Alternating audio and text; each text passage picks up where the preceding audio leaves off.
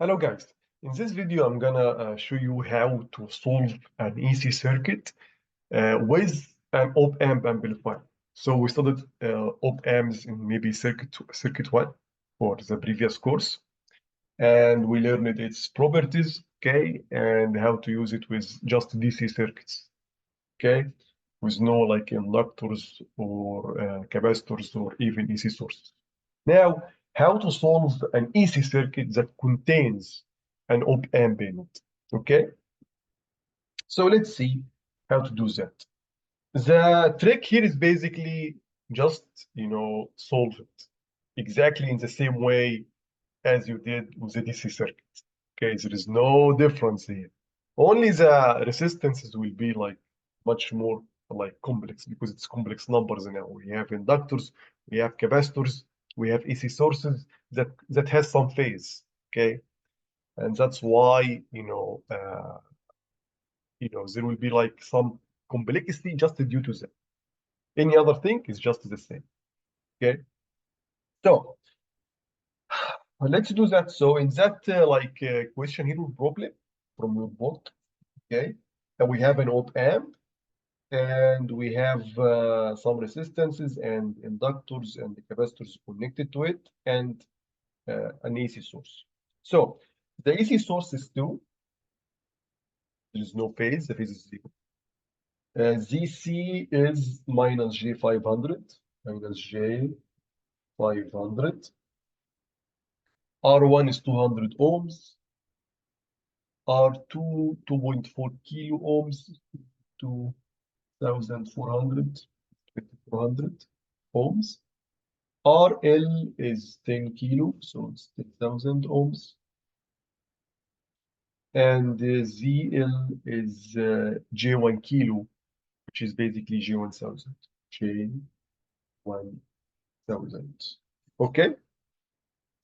And it asks you to determine the power delivered to R load. The average here is unknown. Okay, this is the thing that we should determine. So let's see how to do that. Okay, so we know once you have like a feedback, negative feedback in the op-amp will have certain characteristics. Okay, so let's call this point 1. Let's call this point. Okay, so with negative feedback,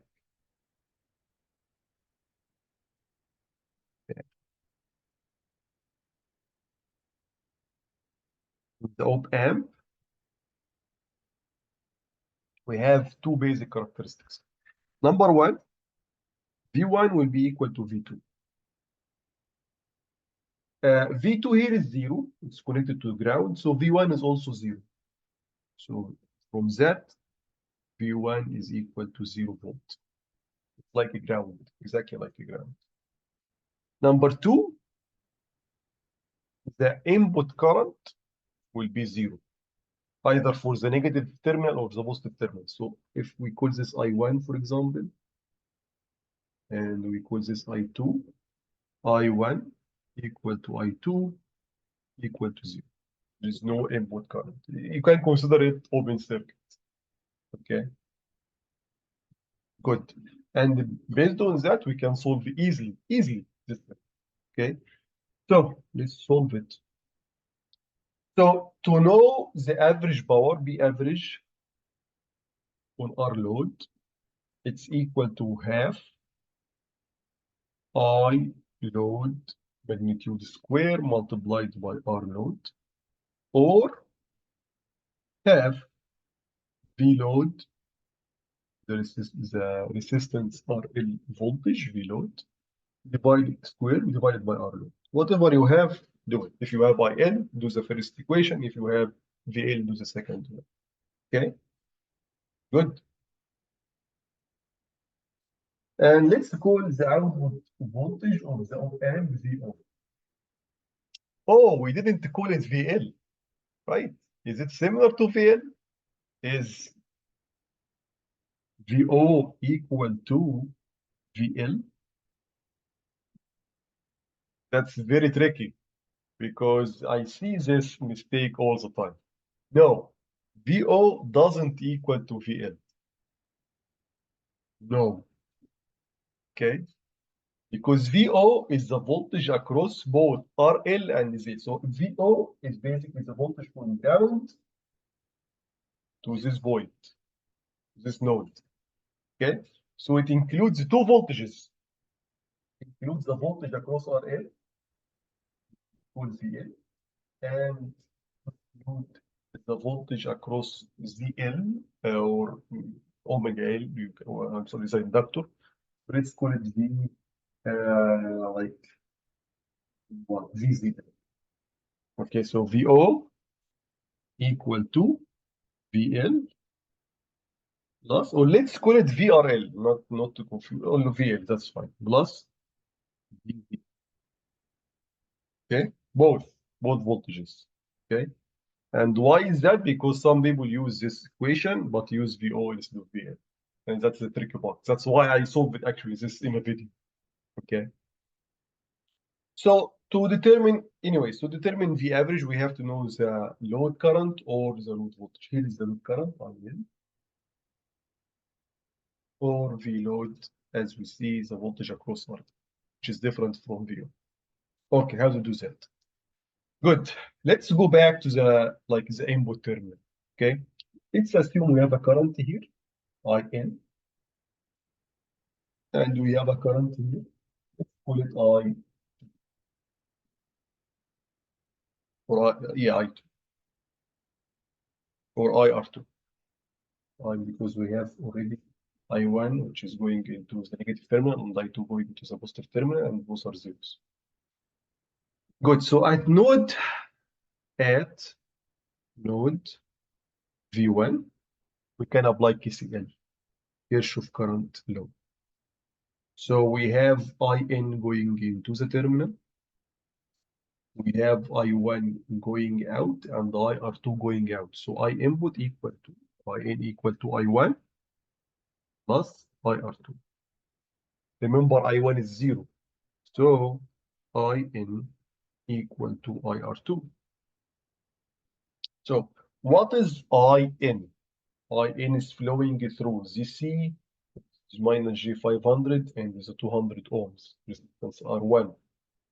And okay, so if you have the node voltage here and the node voltage here, you can determine easily I input. So I input equal to, it's flowing from the zero, I'm sorry, from this node, which has a voltage called Vn, to this node, which is 0, divided by the resistance or the reactance or the impedance, okay, which is 200 plus minus J500, which is minus J500. And what is V input? V input is 2 angle 0, which is 2. So I input equal to 2 divided by 200 minus J500. Okay, good. That's equal to IR2. IR2 is flowing through R2 from this point, which is 0, this point, which is VO, divided by R2, which is 2500. From that, VO is equal to minus 2500 multiplied by 2 divided by 200 minus J500. Okay, good. Let's calculate that. So we use our online complex number calculator. Okay. We have minus 2500 multiplied by 2 minus 2500 multiplied by 2 divided by, we have a complex number, so we parentheses all the time, 200 minus J500. 100 minus 500. Usually, you have to write the number in that website. This calculate, we have to write the number as a constant before the J or R. Otherwise, you're gonna have like a problem. Okay, so the voltage is, copy both and paste.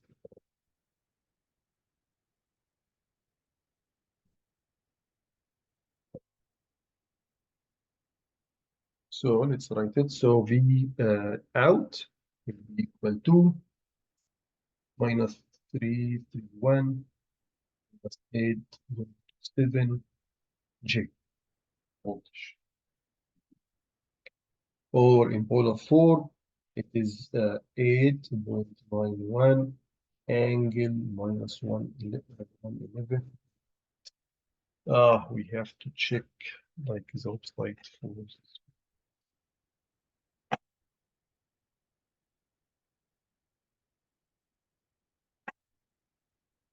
Back here, 0.8. Okay, good. We found VO.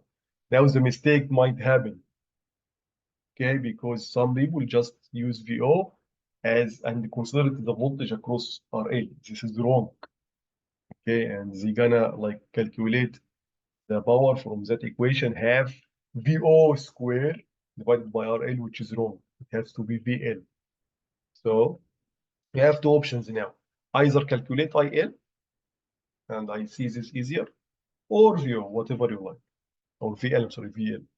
Okay, so from here, if you want to go with the first equation with using IL, so IL equal to VO divided by, so VO, IL is flowing from VO to 0, so it's VO minus 0 divided by ZL plus RL.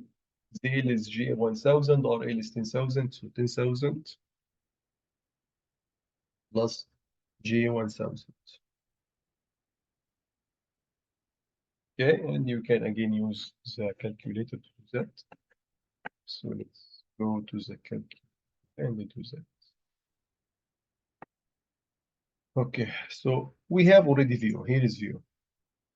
Copy and don't write it again. You have it already. Just copy and go here and the parentheses. Okay, and the denominator now will be 10,000 plus 1,000. 10,000 plus 1,000 J, 1,000 R. Now this is 10,000. It is very important. Calculate. So I is very small because the resistance is too big. We're gonna make it in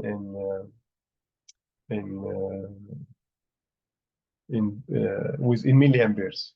Okay, so let's take it here. Be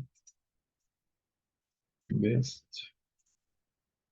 So you can write it this way: 0.41, just by approximation or rounding, minus 0.778 or 79, rounding as well, J, and that's in milliamperes. Okay, that's your current. Let's check it. Yes, it's correct. I'm checking it's the correct answer. That's fine. Okay, now we can do is B average. So B average of our load, the power across our load is half because we need the RMS value. The RMS value, yeah, let's also write it as a polar form. So I equal to, let's go back to this. I'm gonna show you why I did that. So the polar form here is much better.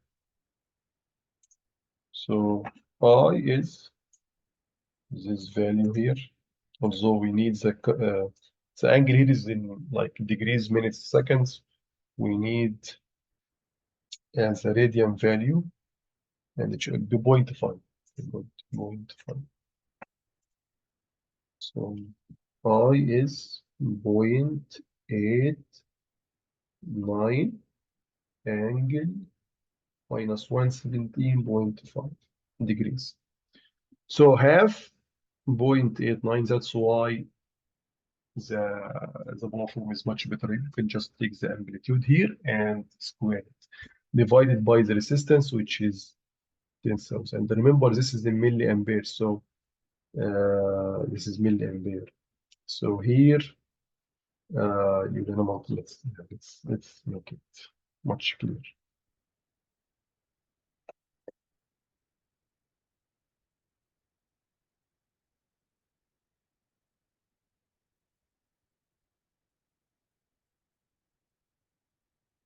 So B average, R load equal to half 0.89 multiplied by minus 10 to the minus 3, because this is milliampere. You have to convert it to amperes.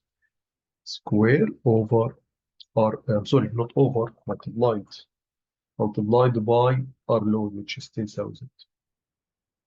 Okay, so let's calculate that using our online calculator. Calculation is taking too much time really. So here 0.89, so put half multiplied by 0.89 multiplied by 10 to the power minus 3, and this is square multiplied by 10,000. How much? 3.9 milliwatts. That's the correct answer. 3.9 milliwatts. Okay. The other solution, another solution is using VLOAD. VLOAD, okay. And VLOAD is VO multiplied by R load divided by R load plus Z load. So it's VO. VO is 8.91 angle minus 111.8 multiplied by R load. R load is 10,000 divided by 10,000 plus omega L or ZL here is J1 kilo or J1000, J1000. Okay, so V load equal to, let's do that. I believe I already calculated it somewhere. Yeah, it is 8. Actually, it's easy. I'm going to explain why. Okay. Since we already calculated the current, you don't need to calculate this again. Okay. Since you have the current is 0.89 minus 117.75, I'm sorry, milliamperes. If you divide this current by the resistance RL, if you multiply this current by the resistance RL, which is 10,000, you're going to get 10,000 angle 0. Okay, so the phase is the same, minus 117.5, but the amplitude, which is 0.89 milli, will be 8.9 just voltage. Okay, so 8.9 minus 172.5. That's our current, not to do the calculation again. But of course, you have to do calculation again using this big equation. I know this is correct. That's why I didn't do it. But you have in your site, do this calculation. You should get 8.9 minus 117.5 volt. Okay, and from that, B average per load equal to half 8.9 square divided by 10,000. Let's again do that on the calculator here. Should get the same number. Or of course, it's close to it. Okay, it will be the similar to this one. So let's copy this. Do that. So, okay, we don't have the milli now. And we're going to divide and not multiply.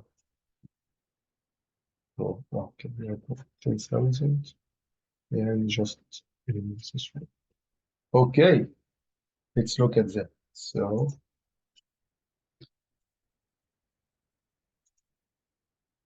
it's 8.9, not 0.89. Yeah, look, same answers. Okay, this is same. This is I tarbiyah. This is I square R. This is V square over R. Okay, and both are the same. 3.9 milliwatts. Okay, guys, thank you very much for watching and see you in another video. Bye bye.